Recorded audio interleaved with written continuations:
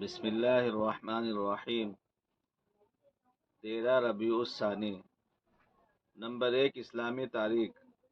جب کفار قریش بادشاہ نجاشی کے دربار سے اپنی کوششیں ناکام ہو کر نکلے تو عمرو بن عاص نے کہا، میں کل بادشاہ کے سامنے ایسی بات کہوں گا جس کی وجہ سے وہ ان مسلمانوں کو بالکل ختم کر ڈالے گا۔ اگلے روز عمرو بن عاص نے نجاشی کے پاس آ کر کہا، یہ لوگ حضرت عیسیٰ علیہ السلام کی شان میں بہت ہی سخت بات کہتے ہیں۔ نجاشی بادشاہ عیسائی تھا۔ اس نے صحابہ کو بلوایا اور پوچھا، تم لوگ حضرت عیسیٰ علیہ السلام کے بارے میں کیا کہتے ہو؟ حضرت جعفر رضی اللہ تعالیٰ عنہ نے فرمایا، ہم وہی کہتے ہیں جو ہمارے نبی صلی اللہ علیہ وسلم نے فرمایا ہے۔ حضرت عیسیٰ علیہ السلام اللہ کے بندے اور اس کے رسول تھے اور خدا کی خاص روح اور خاص کلمہ تھے۔ نجاشی نے زمین میں سے ایک تنکا اٹھا کر کہا، خدا کی قسم، مسلمانوں نے جو کچھ کہا ہے، حضرت عیسیٰ علیہ السلام ایک تنکے کی مقدار بھی زیادہ نہیں تھے۔ اور مسلمانوں سے کہا، تم امن سے رہو، میں سونے کا ایک پہاڑ لے کر بھی تم کو کوسنا پسند نہیں کروں گا۔ اور کفار قریش کی قیام کی تمام ہدیے اور تحفے واپس کر دینے کا حکم دیا اور کہا، خدا نے مجھے رشوت کے بغیر حکومت اور سلطنت عطا فرمائی ہے، لہٰذا میں تم سے رشوت لے کر ان لوگوں کو ہرگز سپرد نہیں کروں گا۔ دربار ختم ہوا، مسلمان بخوشی واپس ہوئے اور قریش کا وفد ذلت اور رسوائی کے ساتھ ناکام لوٹا۔ نمبر 2، اللہ کی قدرت۔ قرآن میں خدا کے دعوے کرنے والے فرعون کی نافرمانی جب حد سے بڑھ گئی تو اللہ تعالیٰ نے سمندر میں ڈبا کر ہلاک کر دیا، اور ساتھ ہی یہ بھی اعلان کیا کہ اس کی لاش کو آنے والے لوگوں کے لیے عبرت بناؤں گا۔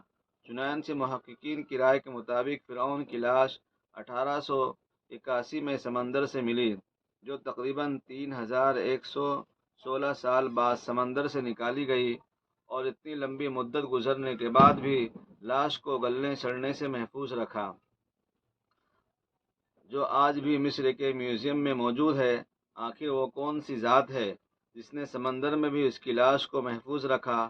یقیناً اللہ کی ذات بڑی قدرت والی ہے۔ نمبر 3، ایک فرض کے بارے میں۔ وضو میں چمڑے کے موزے پر مسح کرنا۔ حضرت علی رضی اللہ عنہ بیان فرماتے ہیں کہ میں نے حضور صلی اللہ علیہ وسلم کو موزے کے اوپر حصے پر مسح کرتے دیکھا ہے۔ نوٹ: جب کسی نے باوضو چمڑے کا موزہ پہنا پھر وضو ٹوٹ جائے تو وضو کرتے وقت ان موزوں کے اوپری حصے پر مسح کرنا ضروری ہے۔ نمبر 4، ایک سنت کے بارے میں۔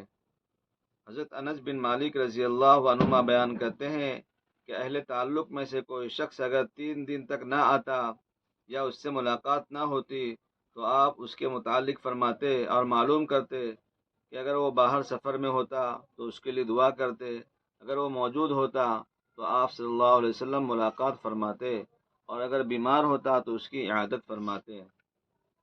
نمبر 5، ایک اہم عمل کی فضیلت۔ علم سیکھتے ہوئے وفات پا جانا۔ رسول اللہ صلی اللہ علیہ وسلم نے فرمایا، جس کو علم سیکھتے ہوئے موت آ جائے وہ اس حال میں اللہ تعالیٰ سے ملاقات کرے گا کہ اس کے اور نبیوں کے درمیان صرف نبوت کے درجے کا فرق ہوگا۔ ایک گناہ کے بارے میں۔ رسول اللہ صلی اللہ علیہ وسلم نے فرمایا، جو شخص اپنی وراثت کو میراث دینے سے بھاگے اور اسے میراث سے محروم کر دے گا تو اللہ تعالیٰ قیامت کے دن جنت سے اس کی میراث ختم کر دے گا۔ دنیا کے بارے میں۔ رسول اللہ صلی اللہ علیہ وسلم نے فرمایا، قیامت قریب آ چکی ہے اور لوگ دنیا کی حرص و لالچ اور اللہ تعالیٰ کی رحمت سے دوری بڑھتی جا رہی ہے۔ قیامت کے قریب آنے کی وجہ سے لوگوں کو نیکی کمانے کی زیادہ فکر کرنی چاہیے، لیکن ایسا کرنے کے بجائے وہ دنیا کی لالچ میں پڑ کر اللہ کی رحمت سے دور ہوتے جا رہے ہیں۔ آخرت کے بارے میں۔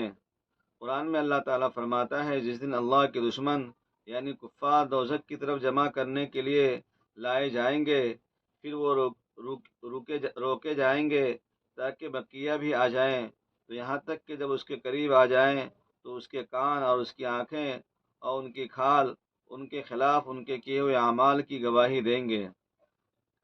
نمبر 9، طب نبوی سے علاج۔ جوں پڑ جانے کا علاج۔ ایک روایت میں ہے کہ دو صحابہ رسول اللہ صلی اللہ علیہ وسلم سے ایک غزوہ کے موقع پر کپڑوں میں جوں پڑ جانے کی شکایت کی تو رسول اللہ نے ان دونوں کو ریشمی قمیص پہننے کی اجازت دی۔ فائدہ: جوں پڑنا ایک مرض ہے جس کا علاج آپ نے اس موقع پر ریشمی لباس تجویز فرمایا۔ یہ لباس اگرچہ عام حالت میں مردوں کے لیے جائز نہیں ہے، لیکن ماہر حکیم یا ڈاکٹر اگر ضرورت کی وجہ سے تجویز کرے تو گنجائش ہے۔ نمبر 10، قرآن کی نصیحت۔ قرآن میں اللہ تعالیٰ فرماتا ہے، تم صبح شام اپنے رب کو اپنے دل میں گڑ گڑا کر ڈرتے رہو اور درمیانی آواز کے ساتھ یاد کرو اور غافلوں میں سے مت ہو جاؤ۔ اللہ تعالیٰ ہم سب کو عمل کی توفیق عطا فرمائے۔